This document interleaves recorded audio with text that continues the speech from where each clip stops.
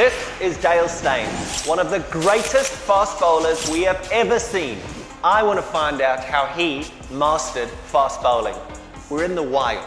You did wild things. When your eyes got wild, we as batters got scared, we got intimidated. How did you get to that wild feeling?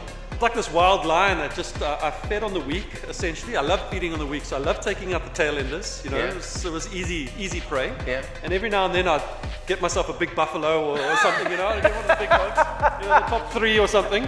But You were very good at it. yes, you know, cleaning up the tail was a skill. It was a skill. I think we've got a ball. Throw me a ball. I caught it. There's a cricket ball. What would you say to the 14-year-old Dale Steyn? I know it's bowl fast like you were, but what's that little gem? Pick up the ball, put it gently in your hands, don't hold it tight. Have your fingers that there's generally one finger split in between the two of them. Yep. Find a comfort zone, and that's how you hold it. And then when you're letting go of the ball, when you come around and you let go of the ball, just make sure that that is the part there. That is the part that you're trying to show the batsman. Okay, so it's the front part of the hand, that little crease line down the front part. Right down the and what's the ball going to do as it comes out? Is it going to swing, or is it should go straight? Well, at that point, that's when you start to figure it out. That's what Okay. I'm giving the advice to a 10-year-old. Okay. Now, as you start to get better, that's when you start to go, okay, cool, I'm going to go there, shiny side here, and I'm going to start to play with these things. Like, so as you get better, you're a 14-year-old now, and I say, what do you do? And he says, I'm an away swing bowler. I say, fantastic. So you're going to take the ball, you're going to slant it slightly towards the first slip, you're going to put your hand again, same thing, down there like that. The ball is slightly angled towards first slip. Shiny side is there. And now as I let it go, I want this part of my hand to be the part that the batter must see. So I want it to be there. And then I want to run my wrist down. So the ball comes out at that kind of angle, And swings away from the right hander. shaping towards first slip, swinging away from the right hander. For an in-swinger, slightly towards the leg slip, Yeah. or obviously if a right-handed batter is batting, again, put your fingers down, same thing.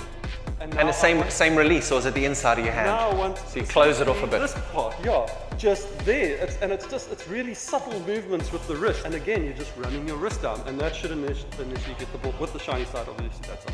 It should. Those are 3 very basic things as a 10 to a 14-year-old that you can do by yourself, that you can practice. Just release points, and then obviously from that point, it's just practice. You know, repetition. Is it fashionable to be an away swing bowler, or should you concentrate bowling in swingers? Oh, it's a tough one. You know, I think It is damn tough, man. I think you have to do what your body tells you to do. Like Or do both, or just you've got to find a way to do both. So I kind of say throw the textbook out the thing, because we've seen guys be successful. You've seen Malinga bowl from Yeah. you know. And if I get a kid that comes to me and he says, "Can you help me with my bowling action?" and the first thing he does is he bowls it from here, but his first 5 balls he gets the batter out because the batter doesn't know where it's coming Stay. from. You keep doing that, my friend. As long as you're not getting hurt or injured or something like that. We work within the parameters that your body allows you to do. Yeah. So if you're a natural away swing bowler, I don't want someone to try and force themselves to become a natural in-swing bowler. You will learn how to bowl an in-swinger. Yeah. And then you adapt to the game. But I don't want you to do something that your body isn't allowing you to do, that doesn't come naturally to you. Run up. Is it the old traditional, there's the popping crease, run, whoopsie daisy, bang, right, here's my line? Or is it, are you old school? 100%. He's old school. I did it like Dale that. Steyn's old school. I did it like that. You never did it in a test match. No. So what I did, I went down to the net. You should have. Yeah, had my mate. I should have done it. You should have. Imagine coming to Lords and you stand next to Steve Bucknor and one of those and you're... That would have been great. should have done it. Yeah, that would have been amazing. But what I did is I did that beforehand. I went to hindsight. the nets. I did it about 6 times, because where your landing point is, you know where you bowl the no ball. Yeah. The popping crease. Yeah. If you use that as your starting point going outwards that way to the open blue towards the side screen. Yep. I landed in a common zone. I had my friends say, one ball you landed there, but consistently you were here. And then I just said, okay, cool, that's my mark. And I made a mark, measured it out, it was 18.9 meters, and I said, that's my run-up. For the rest of my career, that is my run-up. And I measured Never it. changed. Never changed. Certain bowlers need a longer run-up. KG uses a short run-up really he does, well. yeah. He's very powerful in the crease. Even like a Mitchell Johnson, very powerful at the crease. But then you get guys like Lungi They need the rhythm. Need to get the body going. They need to get going. It's like The engine needs to go. It needs to go first gear, second gear, third gear. He's got to build into it. I've got to build into it. Some guys can just step off 3 steps and bowl the same speed they would have if they did it off 40. You know? Yeah. There's a lot of intimidation in that. I remember facing you and also Fidel Edwards. Long runner. And Binger as well. Takes forever. And I used to stand there and I used to go, oh, just get on with it. Yeah. Just get on with it. Show him. Yeah. Toward Pakistan. Yeah. That guy was running from that mountain. Yeah. And I'm going, oh shit. Yeah. And the faster he goes, the lower you get. Neil McKenzie would always go to the batters and they were facing like Shive and they'd go and wipe the dirt off their gloves. The gloves were on the ground. Yeah. But I remember facing you. I mean, you hit me at Lord's that one time. You pitched and I just lost it. Yeah. You remember that? Yeah, and you yeah, hit me straight on the head and the ball actually rolled all the way back to you and you picked it up. It hits you and it goes back forward. It's like And you know what? Yeah. I don't even remember him saying, are you okay? Nah, wouldn't have. He wouldn't have, exactly. He wouldn't have.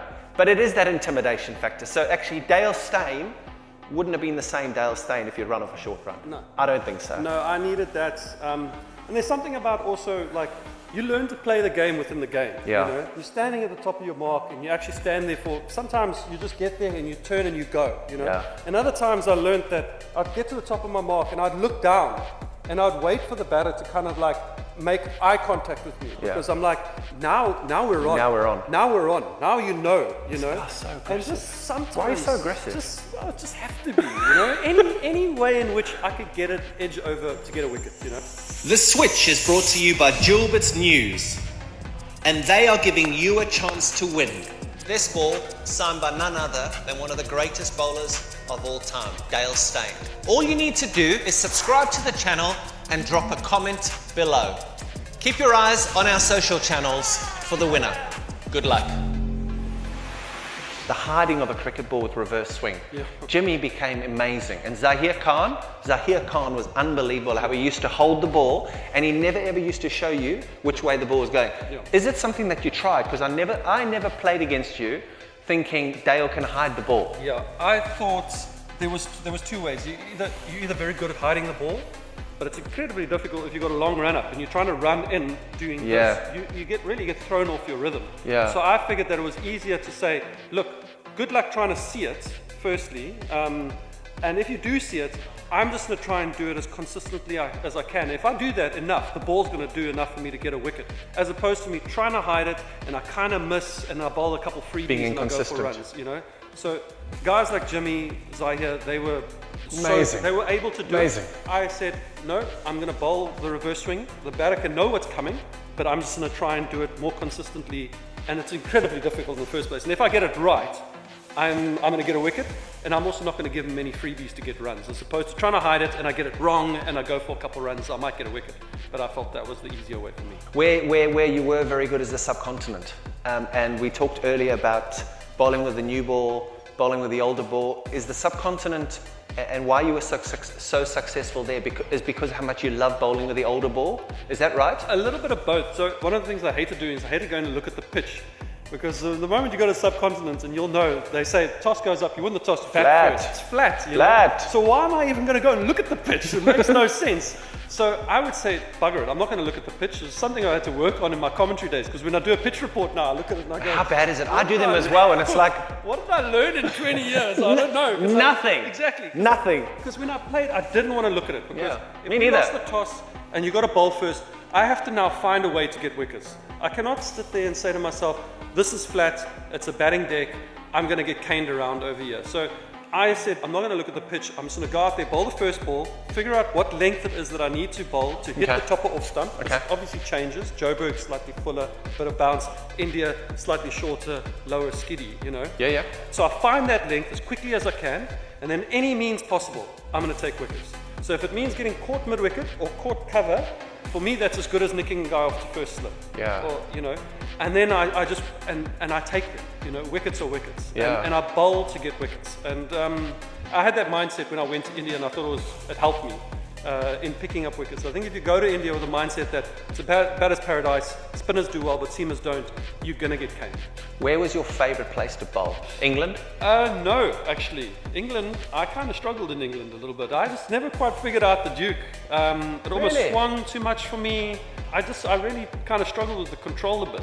Mornay bowled really well in England. Vernon bowled really well. And I was happy to play second fiddle to those guys. You know, sometimes you understand where your place is in the hierarchy, you know. And in England, I certainly was in the third position. A place like South Africa, Supersport Park, I just felt I felt like I could get an average of between 6 to 8 wickets a game at Supersport Park. Yeah.